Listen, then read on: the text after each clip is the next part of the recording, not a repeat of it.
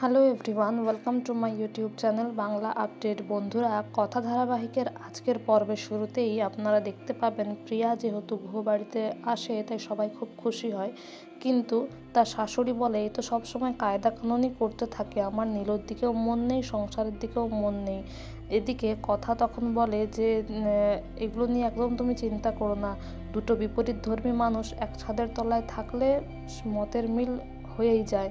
তখন কর্তাদিদাও বলে হ্যাঁ, তেলে জলে তো মিশ খাবেই। তারপর এই কথা শুনে সবাই খুশিও হয়ে যায়। এদিকে আপনারা দেখতে পাবেন কর্তা দাদু তার দাদাকে বলে যে ফ্যাক্টরিটা পুড়ে যাওয়ার পর থেকে আমি খুব চিন্তায় আছি, আমারও তো বয়স হয়েছে, এরপর আমরা কতদিন, আর ওই অগ্নিবত দায়িত্ব নিতে চাইছে না। তখন তার দাদা বলে তুমি তোমার নাতিকে ভয় পাও, তুমি যাও গিয়ে বোঝাও ওকে দায়িত্ব নিতেই হবে। তারপরে কর্তা দাদু বলে ঠিক আছে, তাহলে আমি যাই গিয়ে ওকে বলি। এদিকে এভি আর স্যান্ডি অনলাইন ক্লাসের জন্য রেডি হতে থাকে। তখন এভি বলে আমার কিন্তু একটা স্ট্রং কফি চাই। তখন ম্যান্ডি কফি নিয়ে আসে আর একটা অ্যাপ্রন নিজে থেকে পরাতে চাইলে এভি প্রচণ্ড রেগে যায় আর ম্যান্ডিকে খুব বকাঝোকা দেয়। তারপর বলে তুই কালকে আমার টি লাউঞ্জে গিয়ে গোবর দেবী চায়ে নিম পাতা মিশিয়েছিলি কি না বল, হ্যাঁ কিংবা না আমার উত্তর চাই। তখন ম্যান্ডি বলে হ্যাঁ আমি মিশিয়েছিলাম। তখন এভি তাকে বলে যে তোকে আর আমি কোনো অপরচুনিটি দিব না, একটা সিঙ্গেলও অপরচুনিটি তোকে আমি আর দেবো না।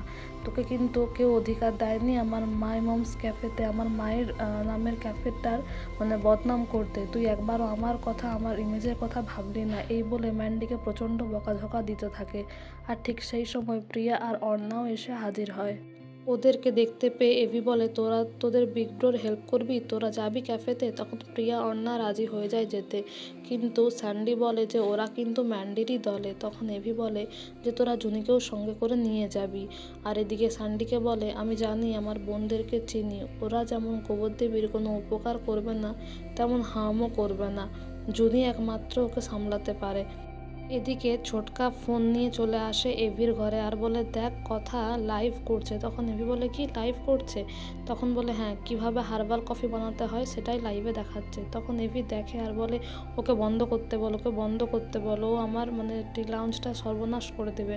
এদিকে দেখা যায় যে হার্বাল কফি বানাতে গিয়ে কথা দেখে যে সেখানে হার্বাল মধু নেই, যে মধুটা আছে সেটা ভেজাল।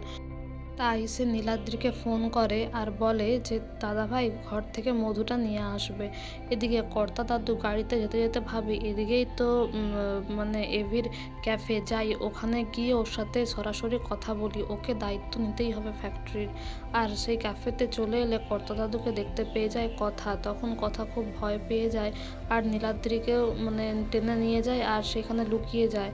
আর তাকে বলে যে কর্তা দাদু দেখতে পেলে সর্বনাশ হয়ে যাবে, আর কর্তা দাদু চায় না যে আমি এখানে কাজ করি। তারপরে কর্তা দাদু আসে আর সেখানকার ওয়েটারকে বলে যে তোমাদের স্যারকে ডেকে দাও। তখন সে ওয়েটার বলে স্যার তো নেই, ম্যাডাম আছে। তখন বলে ম্যাডাম, তাকেই ডেকে দাও, সে মান্ডবী বলছে। তখন সেই ওয়েটার বলে না, মান্ডবী নয়, অন্য আরেকজন। তখন কর্তা দাদু বলে ঠিক আছে, তাকেই ডেকে দাও। এদিকে কথা নীলাদ্রিকে বলে এগুলো স্যান্ডির জামা কাপড়, তুমি এগুলো পরে নাও, ম্যানেজার সাজো, আর তুমি একটু সামলে নাও। আমাকে কর্তা দিদা বার বলে দিয়েছিলেন যেন কর্তামশাই জানতে না পারে। আর সে মা আনন্দের কাছে প্রার্থনা করতে থাকে, কথা বলে বাঁচিয়ে নাও। আর এদিকে আগামী পর্বে আপনারা দেখবেন যে কর্তা দাদু দেখতে পায় সেখানে ম্যাডাম নয়, নতুন একজন ম্যানেজার। তো বন্ধুরা, এই ছিল আজকের আপডেট। এই ধরনের আরও আপডেট জানতে, টিভির আগে আপডেট জানতে আমাদের সঙ্গে যুক্ত থাকুন। Thank you very much.